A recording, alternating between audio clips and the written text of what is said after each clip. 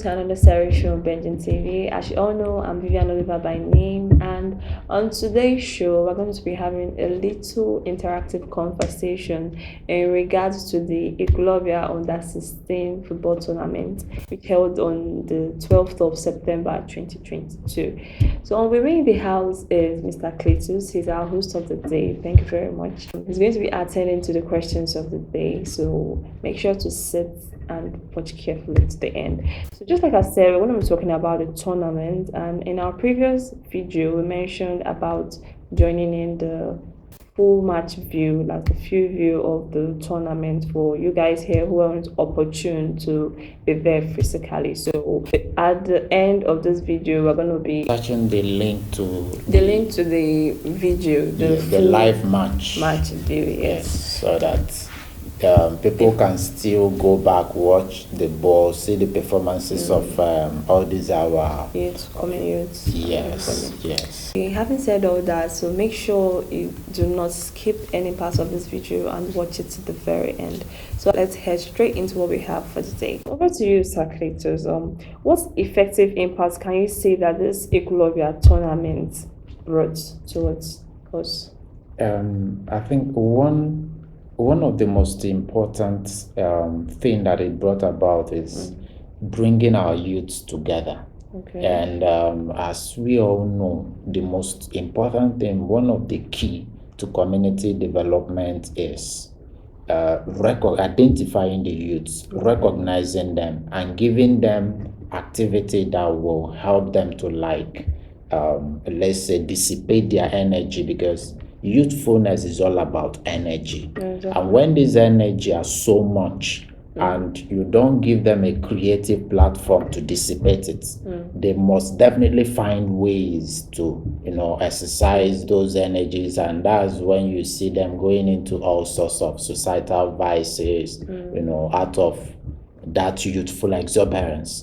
But when you create a platform like tournament, football matches, you give them a creative opportunity to dissipate those energy. And one other important thing is that it becomes a unifying factor. Like most people that played that match, they met themselves for the first time on the football pitch. And some of them will remain friends the rest of their life. Some of them from there, new connections. The people that hosted the match, they met them for the first time during the tournament. A lot of people, the match brought a lot of people together from the beginning till the day the final was played, which Ola Village, carried the trophy. So it's a unifying, it's a unifying factor. It's a way of, harnessing talents in the society. It's also a means of letting the youths be more creative with their energy, because youth is all about energy. Yeah, very true. Okay. How do you say that? In regards to the football as a means of unification, can you explain more why you think this sport helps in unifying people together?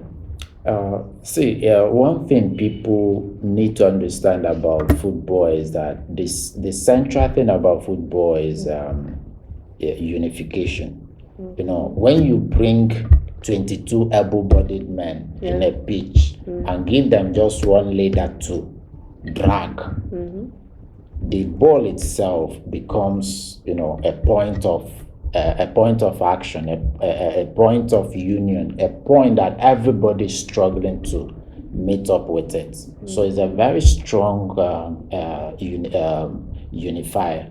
Then football pitch is also a kind of is a place where people come together to watch ball. And when you look at the history of the world at large, you discover that the only place that you won't know the difference between a black and a white, between an African and American and British and all that, is within football. Once you see them in the pitch, they are one.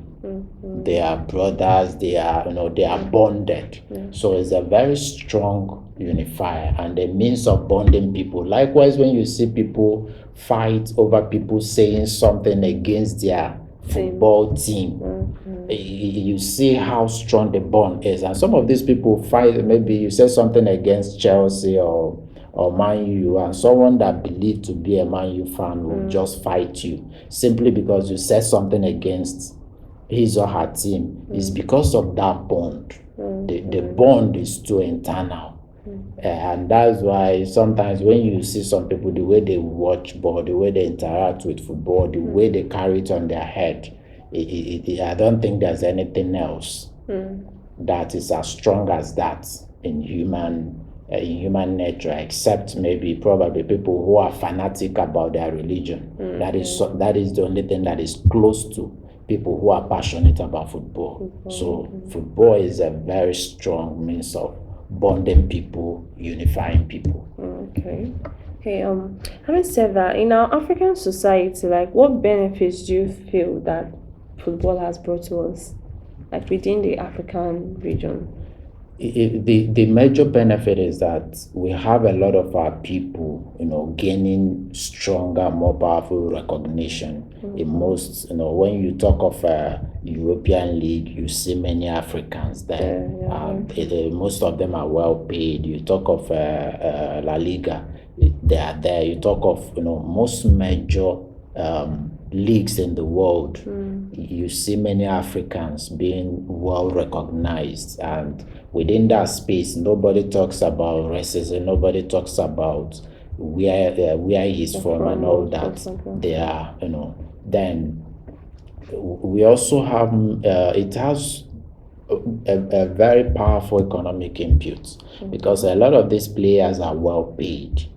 They are well paid, and it becomes a means of it becomes a core to Africans' economic base. A lot of Africans made a lot of money from football. And till today, the country is still benefiting from it. So it's a very powerful game that have helped Africa to come to the limelight, and also a strong economic base based on most of our people being well paid and all that, and most of those resources coming back to Africa. So towards the media that held the tournament on that day, what do you think are the benefits of the media coverage and the live streaming of that event? The major benefit is that it created a platform for most of these young youths we have within this our locality. We have a lot of untapped talents. So the media coverage, the media presence, the live streaming made it more lively. Giving people opportunity to connect to the game, because we know that this place, Ekulobia, is still kind of let me say a village, a developing a developing town in Anambra State. So most larger percentage of its indigenous are not in the village; they are outside. So streaming it live and having media coverage of it gave them the opportunity to participate, to get involved, to see what their brothers are doing down there, and to expose those talents that we have. Because if you take time to watch the match, you discover that those young boys, they exhibited a lot of talents, and having a media coverage of it gives it a documentary template, because those young ones now, they are young today, they will not be young forever. So sometimes they will still go to the archive and see the football, see themselves performing as a young person. And also they themselves, after seeing the match, because of how the media record, they will see their performances, see areas of improvement. Even the organizers of the match, the media coverage will give them a kind of opportunity to go back to the game, watch the game again, see the areas to improve, both the organizers, the players, and all that. So it's really, and is more importantly, is a way of selling our product. It's a way of showing those our young ones to the world. So it's really a very important aspect of the game. Okay. Okay. From basic research regarding this tournament, we see that Mr. Ezemiri is like one of the main motivators towards this event, like the tournament. Can you like tell us more about him? Yeah, actually, the major media hype during the tournament, though he's not the one that brought the cup. The donor of the cup is pounds and dollars, but Ezemele significantly contributed so much to the media wider coverage. And why his contribution is, let's say, is very significant, not just in terms of money, because actually he gave the winner, he gave them the sum of 1 million as a way of encouraging them. And I think there are some other incentives he gave to those boys in order to encourage them. So, but one unique thing about this Ezemile is that is a Chidebere, High Chief Chidebere Ezemoba, popularly known as Ezemile, is that this is someone in the recent time, his house was burned down by people perceived to be youths, but he not as in he didn't like. For most people, they will begin to see the youths as people that are destructive and stuff like that. But in his own case, he started demonstrating more care, more concern, more promotion for them, encouragement to the youths. Ordinarily, most other people will just feel like, oh, these people, they destroyed my property and all that. Why will I help them? Why will I? But this character of High Chief Chidebere Zomoba is really worthy of emulation, very significant. Instead, he gave more support. He came out fully into community development at every point, making his inputs both in sanitation exercise, in sports, in building and construction of roads, and a lot of other community development activities. So that is one thing that is very significant, and his contribution towards making sure there's a very good media coverage of the event is really worthy of emulation, because all he is doing is so that people will see the talents we have down here. So that from there, and to encourage those boys to be more productive, more creative.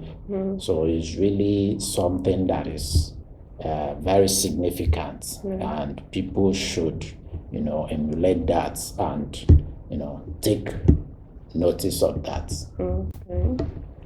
Okay. So, having said all this, we've come to the end of today's interactive session.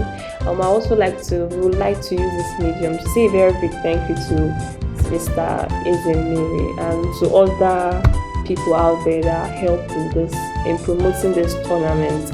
So, having said all that, I would like to say a very big thank you once again to our host of the day. Thank you very much, sir. And to our returning subscribers out there that stay with us to the very end, thank you very much. And if you're also new to our channel, feel free to hit the subscribe button and like our videos. You can also comment down in the comment section.